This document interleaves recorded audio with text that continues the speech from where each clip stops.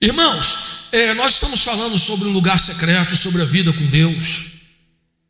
E isso, irmãos, é algo que eu aprendi com Deus, porque eu tive pais que amavam a Deus com toda a força, com todo o entendimento e de todo o coração.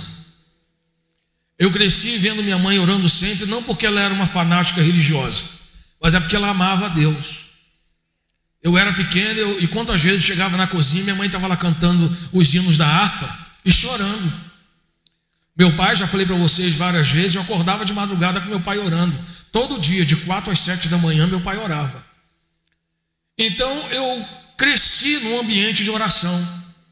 Para mim é inconcebível um crente que não ora, um crente que não jejua, um crente que não ama a palavra de Deus. Lá em casa ninguém brigou. Quando os meus pais partiram, ninguém disputou nenhuma casa, nenhum terreno que meus pais deixaram. Mas a nossa principal disputa ia ser quem ia ficar com a Bíblia da minha mãe e a Bíblia do meu pai. E a Bíblia está comigo, da minha mãe, com as anotações, os devocionais dela, com os marcadores de florzinha dos congressos de mulheres da Assembleia de Deus. Essa é a maior herança que meus pais trouxeram para mim. Me ensinar a valorizar Deus e a presença de Deus. E eu quero que você abra a palavra de Deus em Efésios 5:18. Porque realmente nós falamos em vida com Deus, estar com Deus e estar na presença de Deus. E muitas vezes nós esquecemos de quem nos atrai e nos mantém no secreto, que é o Espírito de Deus. O Espírito de Deus é uma pessoa esquecida. Aquele pastor Francis Chan, ele escreveu um livro, O Deus Esquecido, onde ele faz um estudo sobre o Espírito Santo, a pessoa do Espírito Santo. E muitas vezes nós pensamos o Espírito Santo assim, porque quando a gente fala de Deus, a gente imagina um velhinho no trono, cheio de anjo em volta, tudo amarelo em volta. Eu imagino que lá no céu a gente vai ter muita surpresa, viu, irmão? E aí, quando a gente fala em Jesus, a gente imagina um magrinho barbudo na cruz. Mas quando a gente fala em Espírito Santo, a gente parece que não tem um conceito do que é o Espírito Santo. Por quê? Porque nós não estamos acostumados a andar com o Espírito Santo. Alguns acham que é um fogo, outros acham que é uma pomba, o pessoal do reteté acha que é uma bomba. Então, cada um tem uma visão do que é o Espírito Santo. O Espírito Santo não é uma energia, o Espírito Santo não é uma neblina, o Espírito Santo não é um vapor, o Espírito Santo é uma pessoa. É uma pessoa e nós precisamos aprender a andar com essa pessoa, tornar-nos pleno desta pessoa, entender que é esta pessoa que leva a nossa oração a Deus com gemidos inexprimíveis. Então o Espírito Santo, irmãos, se nós não compreendemos a pessoa e a ação do Espírito Santo, não tem como nós desfrutarmos do secreto, porque o secreto é o desejo de estar nele, porque ele é a pessoa enviada por Jesus para poder estar conosco neste momento. É ele que transfere a sua oração de palavras para o código da eternidade. É ele que transforma a sua leitura da palavra em algo que transforma o teu interior, porque senão é apenas mais um livro, irmão. E tem livro que é mais empolgante do que a Bíblia. Tem trechos da Bíblia que são empolgantes. Eu não consigo ler um livro de Êxodo e dormir depois, porque é muita aventura, irmão. O livro de Atos, a mesma coisa, é pauleira. Eu não consigo. Agora, irmão, de uma maneira geral, você lê Cantares dá até sono. Mas, irmão, não é essa a questão. Você, quando lê as letras de Cantares, pode te dar sono. Mas quando o Espírito Santo te traz a revelação de Cantares, eu quero ver você dormir. Você é incendiado. Então não existe o secreto sem fazer nada. O secreto é um relacionamento. É como se de repente eu chamar o irmão aqui e falar assim: rapaz, eu queria passar um dia contigo. Vamos embora, pastor, de boa. Onde a gente vai? Vamos embora no lugar de retiro, irmão. Tudo jóia. Aí vai eu e ele pega o violão, eu pego o meu, e a gente fica calado, um olhando para a cara do outro. Tem gente que faz isso com o Espírito Santo. O Espírito Santo anda comigo. Eu quero ir para o secreto. Eu quero ficar no secreto. Mas, irmão, e daí? É só para tomar tempo do Espírito Santo? Não, irmão. O que valida, o que torna a tua experiência com o Espírito Santo poderosa, profunda, transformadora, e que redireciona a sua vida e te traz revelação dos céus, é exatamente ser cheio do Espírito. Ser cheio do Espírito. E ser cheio do Espírito não significa falar em línguas o dia inteiro. Ser cheio do Espírito é ser pleno da presença do Espírito Santo o tempo todo. Falar aquilo que convém segundo o Espírito. Ler a palavra de Deus e ter uma revelação do Espírito. Olhar as pessoas e declarar algo no Espírito para o Espírito dela. Então já falei aqui algumas vezes, mas alguns nunca me viram falar, e eu preciso falar. Nós somos um Espírito, irmão. Nós somos um Espírito. É a parte mais profunda que algumas religiões já entenderam. É que nós somos um Espírito. Nós não somos reencarnados, nem vamos reencarnar, mas nós somos um Espírito. Nós somos um Espírito que possui uma alma e habita em um corpo. Quando você morrer, teu corpo vai apodrecer. A tua alma não vai ter mais com quem se relacionar, nem o que aprender. Ela vai ficar em stand-by. Mas o Espírito volta para Deus que o criou. Jesus, quando morreu, a última frase dele foi: Pai, a ti entrego o meu Espírito. Por que ele não entregou a alma para Deus? Porque o Espírito faz parte de Deus. O Espírito é a partícula divina que está dentro de nós. Deus pegou uma pinça, tirou dele mesmo e colocou em nós. Esse que é o nosso Espírito. Por isso que quando nós andamos no Espírito, nós sentimos mais poderosamente a manifestação de Deus. E quanto menos no Espírito nós andamos, mais chato parece o culto, mais obrigatório é o culto. Agora, irmãos, quando eu estou cheio do Espírito, eu oro, estou cheio do Espírito, de segunda a segunda eu estou cheio do Espírito. Mas quando chega, irmão, nas reuniões de domingo, de quarta-feira, os treinamentos, os cursos, eu digo, eu vou me juntar com um monte de gente que está cheio do Espírito, que nem eu, para a gente poder se transbordar juntos. Essa é a dinâmica do Espírito, irmão. Agora o que acontece? Aqui não é um lugar para você se encher do Espírito.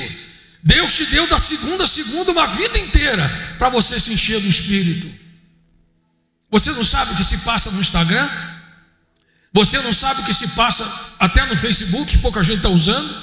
Você não sabe quais são as tendências do YouTube, do TikTok, seja lá o que for. O que te impede de entrar na frequência do Espírito Santo e viver no secreto, para descobrir as coisas eternas de Deus? Irmãos, se tem coisas que a gente descobre pelo Instagram, se tem coisas engraçadas e que nos diverte, nos tornam plenos e alegres pelo TikTok, imagina a plenitude de Deus e a revelação de Deus, irmão. Imagina Deus revelando para nós as coisas misteriosas, as coisas eternas, as coisas espirituais. Meu Deus, era para matar todos nós de tanta ansiedade do momento de estarmos diante de Deus. Era para nós comermos menos, para poder dizer, meu Deus, eu não aguento, eu vou comer rapidinho aqui que eu vou logo dobrar meu joelho. Igual quando a gente namora e chega em casa, toma banho rapidinho, come rapidinho, para poder ir para a casa da namorada. Era para a gente ter pressa de tudo, para quê? Para ficar mais tempo no secreto. Eu só quero tua presença, hoje não vou te pedir nada. Me deixa morar aqui, me deixa permanecer neste lugar. Irmão, este é o clamor. E você sabe o que é mais interessante de tudo isso? Isso é um clamor genuíno do teu coração. O teu coração deseja isso de verdade. Por quê? Porque foi de Deus que você saiu e é para Deus que você vai retornar. Por isso que você tem fome de Deus. Você nega comida espiritual para você mesmo, mas o teu espírito tem saudade de Deus. As pessoas perguntam, pastor, por que quando eu não oro, parece que eu sinto um peso na consciência? Isso é o que? É religiosidade? Não é religiosidade não, irmão. Você sente falta porque Deus te criou para você permanecer na presença dEle. É por isso que você sente falta. Você diz, pastor, será que isso não é religiosidade? Uma coisa que botaram na minha cabeça de que eu sou obrigado. Não, você não é obrigado não, é a tua natureza, irmão. É igual você tirar o peixe da água. Tadinho, ele está se batendo porque não tem nada a ver. Meu irmão, ele foi feito para ficar na água. E algumas pessoas morrem, se autodestroem, e ainda bota a culpa em Deus. E eu gosto muito daquele pastor Rodrigo Silva, embora eu não concorde com a teologia dele, mas ele tem algumas coisas bem interessantes. Aquele pastor que é adventista, que é arqueólogo e tal, e tem uma parte no livro dele em que ele fala que as pessoas são como um peixe. O peixe, ele foi criado, a natureza dele é para andar em Deus. Deus é o mar e nós somos o peixe. Então ele falou: o peixe sai da água, se bate até morrer. O povo quer botar a culpa na água. A culpa não é da água, irmão, a culpa é do peixe que saiu da água. A tua natureza está em Deus. Se as coisas dão errado na sua vida, a culpa não é de Deus, a responsabilidade é sua, que saiu da água, que é a tua natureza. Onde o peixe nasce? Na água. E como é que nós nascemos? O que Jesus falou para Nicodemos? É necessário que você nasça da água e do Espírito, irmão, porque essa é a nossa dimensão. Então o ímpio, quem não conhece a Deus, não foi tocado, não teve seu espírito ativado ainda. É por isso que nós pregamos. Como crerão se não há quem pregue? Por quê? Porque a salvação é para aquele que crê. Porque Deus amou o mundo de tal maneira que enviou o seu Filho unigênito para todo aquele que nele crê. Não é para todo mundo não, irmão, é para aquele que nele crê. Meu Deus, pastor, que covardia. Por que não é para todo mundo? Porque não é para todo mundo, é porque você tem que pregar. Como crerão se não há quem pregue? Então nós temos que pregar para as pessoas crerem. Elas estão prontas para crer. Só que uma igreja que entendeu isso diz: se eu não pregar para aquela pessoa, ela não vai crer. E se ela não crer, ela não será salva. Porque Jesus veio para todo aquele que nele crê, não pereça, mas tenha vida eterna. Então é necessário você ativar isso. Então entenda que para nós crermos, nós precisamos nascer na água e no Espírito. Então a partir do momento que a igreja prega para alguém, aquela pessoa crê. A partir do momento que ela crê, o Espírito é desativado na vida dela. É como se fosse um óvulo sendo fecundado. E a espiritualidade dela começa a nascer. Ela se torna uma nova pessoa. Como disse João, tem as crianças, tem os jovens, tem os filhinhos e tem os pais. Então são vários níveis. E nessa igreja tem aqui pessoas que mesmo que tendo 70, 80 anos, estão numa fase espiritual da infância, da puberdade, da adolescência, da juventude. Outros na maturidade espiritual, não tem velhice espiritual, porque em Deus tudo se fez novo, porque a palavra do Senhor se renova a cada manhã. E como nós somos sustentados pela palavra, não tem palavra velha, então não tem crente velho. Tem crente antigo, mas não tem crente velho, porque o Senhor tem velho crente. Agora crente velho não, porque a cada dia o Senhor se renova. Então nós vemos aqui, irmãos, conforme eu pedi aqui, para você abrir, Efésios 5,18, é uma ordem: enchei-vos do Espírito. Irmão, enchei-vos, é um imperativo. Nós temos que nos encher do Espírito, irmão, não é opcional. Hoje eu não quero Deus, hoje eu não quero orar, hoje eu não tenho tempo para orar. Não tem essa, irmão. Quem é nascido de Deus permanece na prática de Deus. Quem é nascido de Deus vive no secreto. Irmão, a vida do crente é no secreto. E tem gente que fala assim: eu tenho que parar tudo e me esconder em algum lugar para ser o secreto. Não, irmão. O secreto é quando você está escondido em Deus. Esse que é o secreto. Não pensa que secreto é você virar um monge. Aí eu estou indo para o secreto. Irmão, você não está indo para o secreto. Você é o secreto de Deus. Você é o lugar onde o Espírito Santo habita. Você é o lugar onde o Espírito Santo fala. Você é o lugar onde o Espírito Santo revela, trabalha e manifesta. Então, irmãos, a nossa vida em secreto, em primeiro lugar, graças a Deus, tudo que Deus pede para nós é possível. Deus não nos pede nada que a gente não consiga fazer. Quem está entendendo isso, gente? A Bíblia manda a gente pular de um prédio de 5 andares, sim ou não? A Bíblia manda a gente engolir fogo? A Bíblia manda a gente voar? Não, irmão. Tudo que a Bíblia pede a gente pode fazer. Se o texto está dizendo enchei-vos do Espírito, é porque você pode ser cheio do Espírito. Paulo disse para nós sermos embriagados pelo Espírito.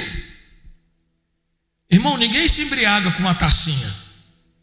Ninguém se embriaga com um copinho. Não, irmão. Para embriagar você tem que entornar todas. E no Espírito Santo. É palavra, eu estou recebendo. É oração, eu estou recebendo. É curso, eu estou aberto.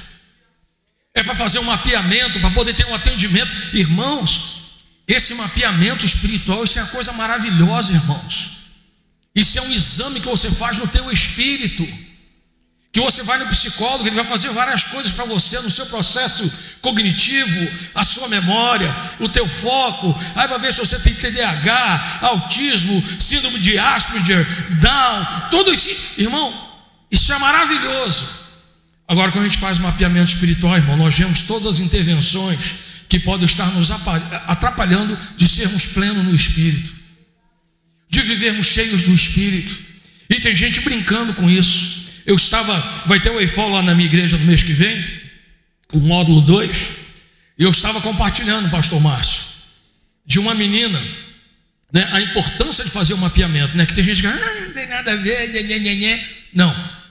não é que isso é a resposta para tudo, mas isso vai te ajudar, é para o teu próprio bem, irmão, não é para o bem do pastor Márcio, não, da pastora Ana, eles não estão precisando disso, que você faça, quem precisa é você.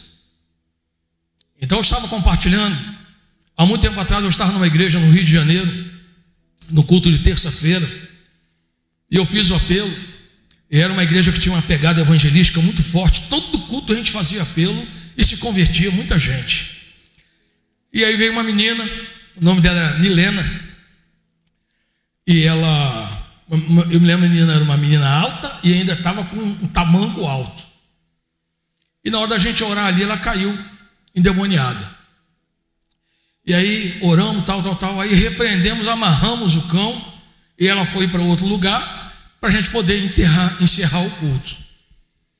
E essa menina estava com várias manifestações demoníacas, muitos demônios na vida dela, e nós fomos orando, e acabou que uma coisa que me impressionou, pastor Márcio, nunca vi aquilo de novo, é que tinha um pastor africano, acho que ele era da África do Sul, não me lembro, mas ele falava inglês, o idioma dele era inglês. E quando ele conversava com a menina falava inglês fluentemente, com sotaque, com tudo, coisa impressionante. Você vê que era uma coisa do demônio mesmo. E aí depois que a menina foi liberta e tal, e depois eu fui conversar com essa menina, e ela tinha namorado um cara que no passado o cara tinha se envolvido com bruxaria. Mas o cara já não estava mais envolvido com bruxaria, também não tinha se convertido. E ela namorou esse cara e ela dormia com a cabeça. Ela pegou um moletom dele, botou debaixo do travesseiro e dormia todo dia. E no dia que nós oramos, foi revelada essa questão do moletom. Olha que coisa impressionante, cara. Então, na época, não tinha esse mapeamento que tem hoje, que já ajuda, né? Esquadrinha tudo ali. Mas, irmão, para você ver como é que são as coisas. Eu estive lá na igreja que era do irmão do pastor Géder, em Dourados, semana retrasada. E um pastor lá contou que ele estava fazendo um casamento, irmão. Olha o bafafá. No meio do casamento, a noiva ficou endemoniada. Você imagina, irmão? Porque o cão, irmão, não tem hora não. A hora que ele quiser pegar, ele pega. Deu legalidade, ele vai pegar mesmo. Aliás, ele nem precisa de legalidade, porque ele só age na legalidade. Ele já trabalha na ilegalidade, né? Então, o que pior se der legalidade, mas ele não precisa de legalidade não. Na ilegalidade ele é bandido, ele já faz na ilegalidade também, para quem dá mole. Então são situações que a gente vê em que a pessoa acha que está tudo bem. Essa menina noiva que foi endemoniada liderava o louvor numa igreja, ficou endemoniada no dia do casamento. Você imagina, o cinegrafista está lá, aí na hora da menina fazer a oração, entorta tudo e assim por diante. Porque, irmãos, são coisas espirituais, e que você não discerne isso na carne, nem na emoção, nem na esperteza. Você só discerne isso no discernimento espiritual. Porque, irmãos, o conhecimento você busca, a aplicação do conhecimento é sabedoria, e aí Deus amplia para você. Agora o discernimento, irmão, não tem faculdade que dá discernimento. O discernimento é espiritual. apóstolo Paulo disse que só os espirituais sabem discernir as coisas espirituais. Por isso que tem coisas que você tenta entender e você não entende. E mais uma vez, às vezes o pastor que está na oração, está clamando, está na madrugada, o pastor ele dorme, acorda e passa o dia pensando em igreja, ministério, gente que está com a vida travada, gente que está liberada, quem ele pode trazer para perto, quem ele tem que botar esse irmão um pouco no acostamento para ele ser restaurado. E o pastor consegue discernir tudo isso, irmão. Então, às vezes, o pastor toma uma decisão, a igreja não entende a decisão do pastor. Por quê, irmãos? Quem anda no Espírito sabe discernir as coisas espirituais. Mas por que só o pastor discerne? Porque Deus chamou ele para liderar a igreja, não chamou você? Deus não vai falar para o irmão, Deus vai falar para o líder de adolescentes o que é relacionado a adolescente e jovem. Agora, ele não vai falar, olha, essa é a linha teológica da igreja. Não vai falar para ele, vai falar para o pastor. Você precisa fazer uma conferência, vai falar para o pastor, porque vai revelar aquilo que a igreja precisa receber. Quem está entendendo, diga glória a Deus. Agora, algumas pessoas querem entender tudo o que se passa na igreja. Irmão, primeiro procure saber tudo o que se passa na tua vida. Peça para Deus para discernir, irmão, porque a maior parte das pessoas, eu estou falando aqui, irmão, com todo amor, todo carinho, eu não vim aqui para machucar ninguém, nem vou. 40 anos de ministério. Todas as pessoas que queriam intervir em ministério eram pessoas arrebentadas por dentro. E elas projetavam e queriam cuidar de algo, mas na vida delas mesmo, irmão, não dava. E às vezes você dizia, puxa vida, esse irmão é tão participativo, sempre dá uma opinião, ele sempre tem uma ideia, eu vou trazer esse cara perto de mim. Quando você começava a analisar a vida do cara, era toda escangalhada. Você dizia, meu Deus, ele está tão preocupado com outras coisas, com a cor do cartaz, com a fonte do cartaz, com um monte de coisa que tem na igreja tão simples, onde estão botando o copo, ou a hora que as crianças entram, se é antes ou depois da pregação. Mas a vida dele tem tanta coisa. Por quê, irmão? Porque essas pessoas não querem a vida no secreto. Irmão, o secreto é tudo. O secreto não é para qualquer um, é para amigos próximos. Eu tenho liberdade na casa do pastor Luizinho, eu tenho liberdade na casa do pastor Márcio. Eu fico na casa dele à vontade. Ele sai, teve período que eu fiquei hospedado lá, saía ele, a Anne, as crianças, todo mundo ficava na casa deles. Por quê? Porque eu tenho acesso a eles.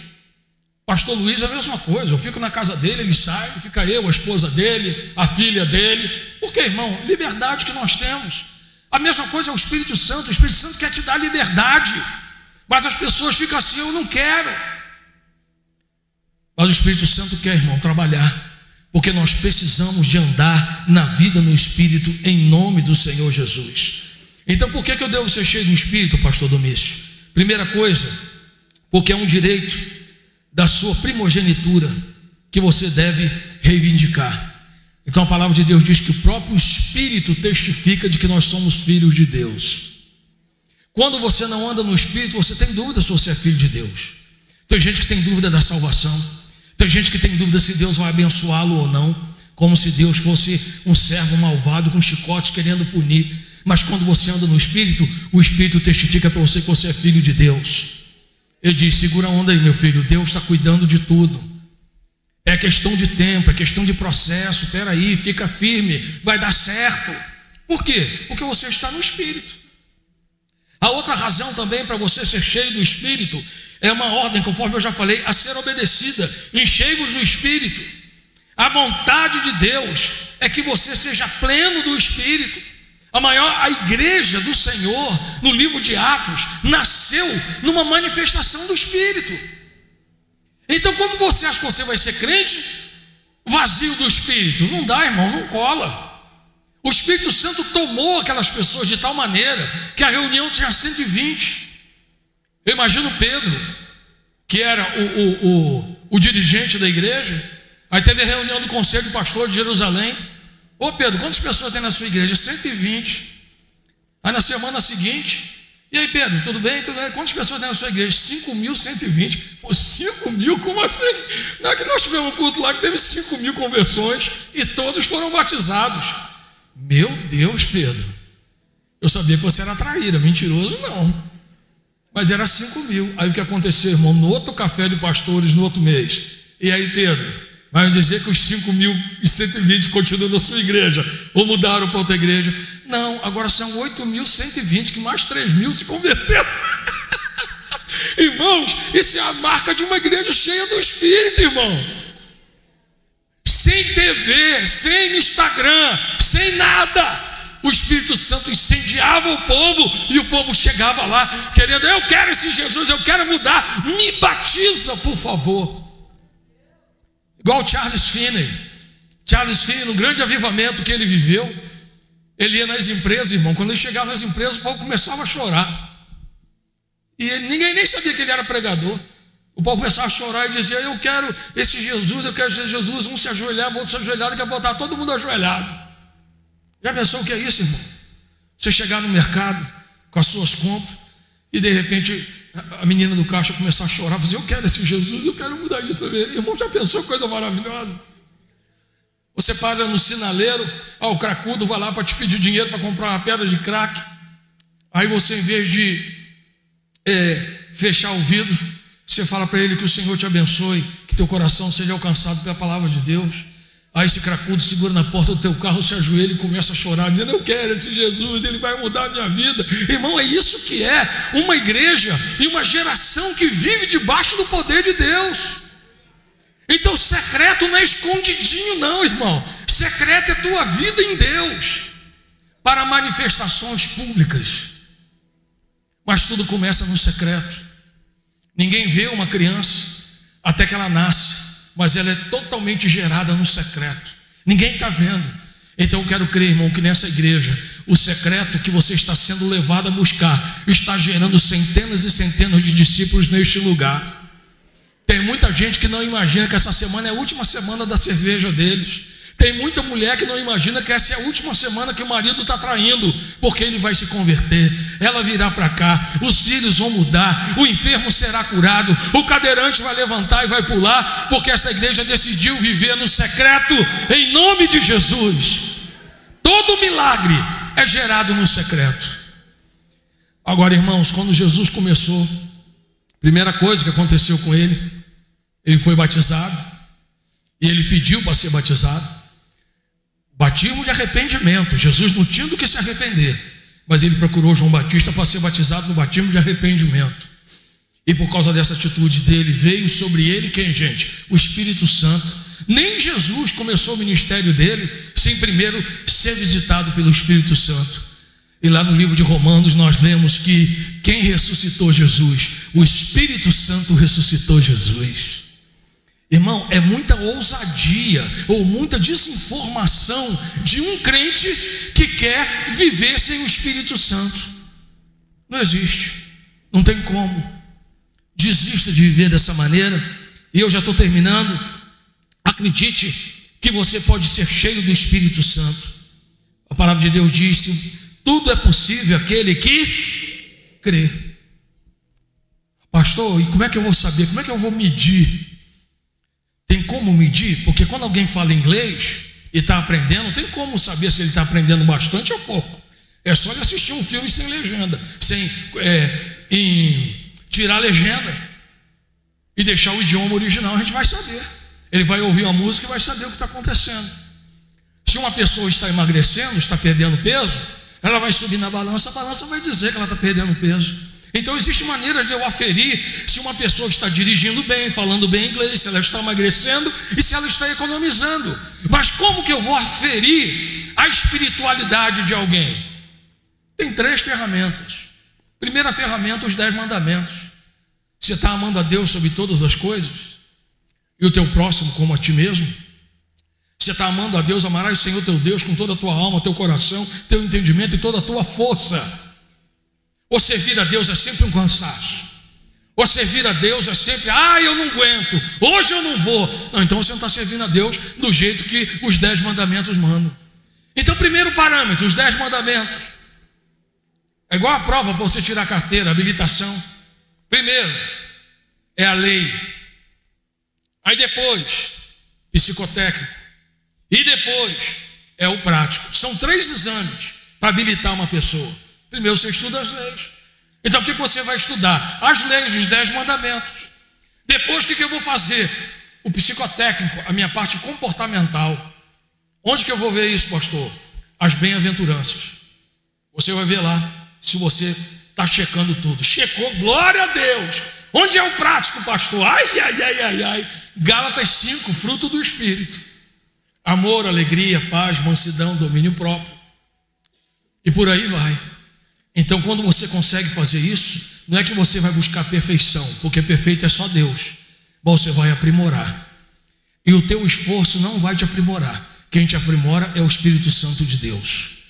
Quanto mais você estiver na presença de Deus, mais você será transformado, mais você será parecido com Ele, e mais você vai frutificar o fruto do Espírito, amém?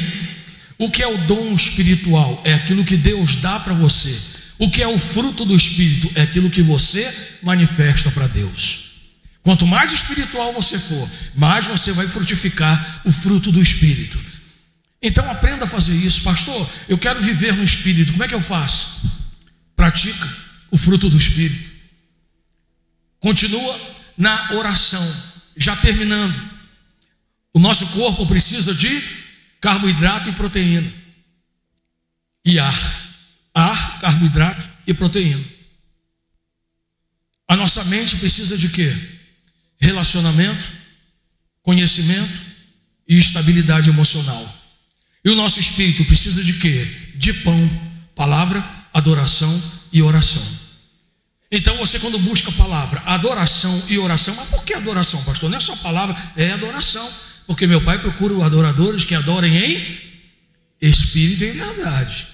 E se meu Pai procura, se tivesse aí dando aí a atacado em varejo, Deus não ia procurar. Se Deus está procurando é porque não é fácil achar. Então a palavra diz que vem a hora e já chegou, em que meu Pai procurará adoradores que adorem em espírito e em verdade. E o que é adoração? É quando você estabelece o teu espírito na mesma aliança, no mesmo nível de Deus. Quando você adora, é como se Deus fosse um varal e todos nós fôssemos pregadores. Cada vibração da adoração, todo mundo sente junto, porque estamos no mesmo espírito. Então nós precisamos andar no espírito, caminhar no espírito, permanecer no mesmo espírito e valorizar o tempo no secreto com o Pai, para a glória de Deus, amém? Você pode aplaudir ao Senhor se essa palavra falou contigo?